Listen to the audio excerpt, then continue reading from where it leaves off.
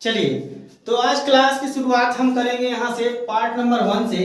Part 1 होगा हमारा part one हमारा क्या होने वाला है? तो पार्ट 1 हमारा क्या होगा? प्रेजेंट टेंस, प्रेजेंट इंडेफिनिट में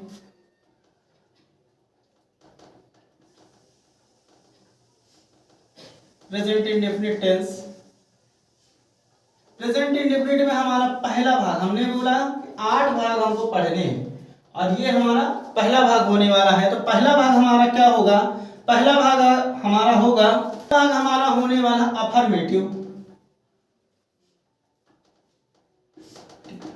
अफर्मेटिव सेंटेंस, यानी कि इसको हिंदी में बोलते हैं सकारात्मक वाक्य। सकारात्मक वाक्य। तो देखेंगे कि होता क्या क्या है इसमें। सकारात्मक अफर्मेटिव में हम जब देखेंगे तो इसमें नंबर 1 हम देखेंगे कि वर्तमान की जो है ना, वर्तमान की हमें नंबर 1 में देखना है कि जो आदत होती है, आदत जैसे उठना, बैठना, रोना, धोना, खेलना, कूदना, और इसी को हम इंग्लिश में बोलते हैं हैबिट। दूसरे नंबर में हम देखते हैं कि स्वभाव जो होता है, स्वभाव, उसमें भी हम कहे का प्रयोग करेंगे, उसमें भी अफर्मेटिव में ही हम प्रेजेंट टेंस में देखेंगे। और चलिए देखते हैं यहाँ पे नंबर 1 से देखते हैं कि आखिर होता क्या है, इसकी पहचान क्या होती है, इसकी देख लेते हैं कि होता क्या है, इसकी पहचान देख लेते हैं, इसकी पहचान देख लेते हैं। तो रटने का किसी का भी कोई जरूरत ही नहीं है रटने की।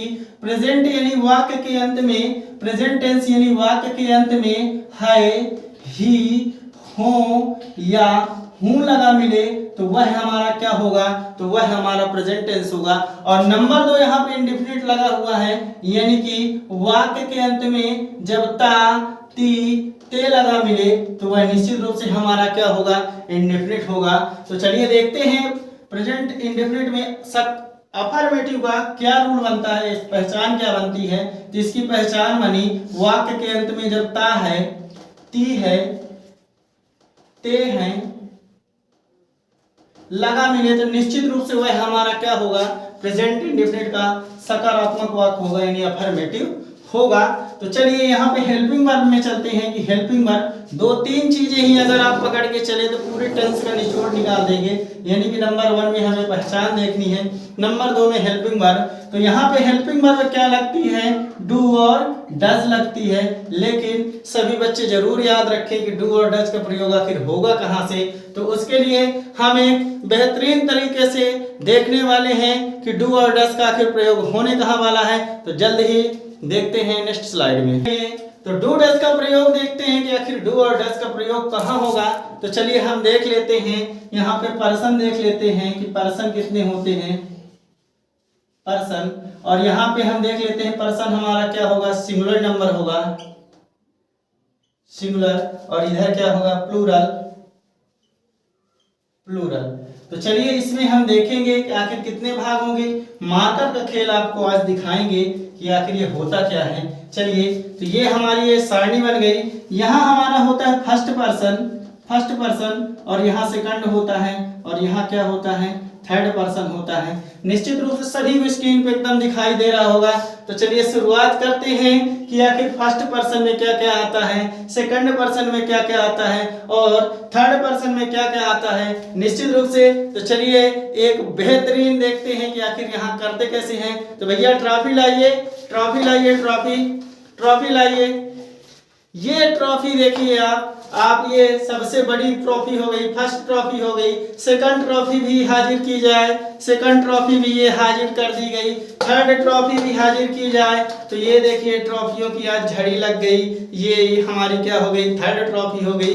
यदि आपके स्कूल में कोई भी इवेंट किया गया और बोला गया वहाँ पे फर्स्ट ट्रॉफी रख दी गई ये वाली, और सेकंड और थर्ड ये वाली रख दी गई।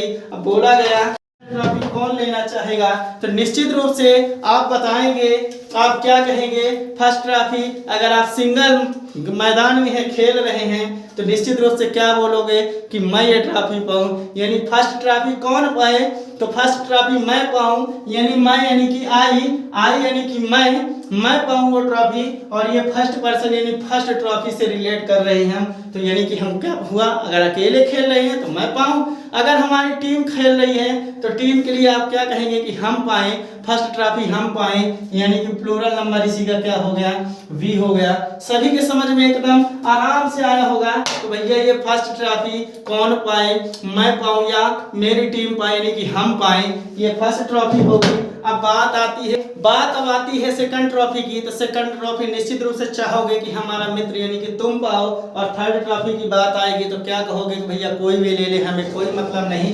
तो चलिए चलते हैं कि फर्स्ट ट्रॉफी कौन पाए, यानी कि मैं पाऊं, यानी अगर सिंगल खेल रहे हैं तो मैं पाऊं। इसी का प्लूरल अगर हमारी टीम खेल रही तो क्या वो बोलोगे कि हम पाए, यानी वी, आई का प्लूरल क्या हो गया, वी हो गया। सेकंड ट्रॉफी क्या बोलेंगे आपके हमारा मित्र, यानी कि तुम ले लो भैया, तुम ले लो, तो यहाँ क्या बोल दोगे, यू, तुम यानी कि यू का सिंगुलर भी यू होता है, प्लूरल भी क्या होता है, यू ही होता है। अब थर्ड पर्सन में क्या आएगा, तीसरी ट्रॉफी आप बोलोगे कि यह ले ले, वह ले ले, या कोई भी हो तो उसका हम नाम लेके बोल देंगे, यानी ही, सी, इट, या नेम बोल देंगे।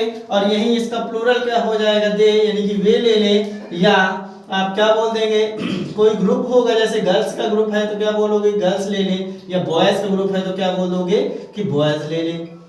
निश्चित रूप से सभी बच्चों को एकदम स्क्रीन पे दिखाई दे रहा होगा ये टेबल कैसे बनी हुई है। तो चलिए मार्कर का खेल हम जो खेलने वाले थे वो आपको दिखाते हैं कि निश्चित रूप से एक कलर में ही आपको इस सारणी में ब्लैक कलर से लिखा हुआ दिखाई दे रहा होगा। तो निश्चित रूप से यहाँ जो ब्लैक कलर से लिखा है यानी सिंगुलर नंबर थर्ड पर्सन, तो सिंगुलर नंबर थर्ड पर्सन के साथ हम हमेशा इसमें हम कहे का प्रयोग करेंगे, इसमें डज का प्रयोग करेंगे, यानी प्रेजेंट इंडेफिनिट में हम कहे में इसमें हम क्या करेंगे, डज का प्रयोग। और ये जो नीले मार्कर से आपको सब लिखे दिखाई दे रहे हैं, ये इसमें सब में हम कहे का प्रयोग करेंगे निश्चित रूप से।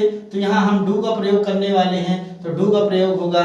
सभी बच्चे एकदम वीडियो रोक के आराम से देख लें। आपको अगर ये ट्रिक समझ में आई तो एक लाइक जरूर करें, बेल आइकन प्रेस जरूर करें, जिससे आने वाले ऐसे मजेदार टॉपिक आपको समय समय पर मिलता रहे। जल्द ही मिलते हैं नेक्स्ट टॉपिक में। जय हिंद।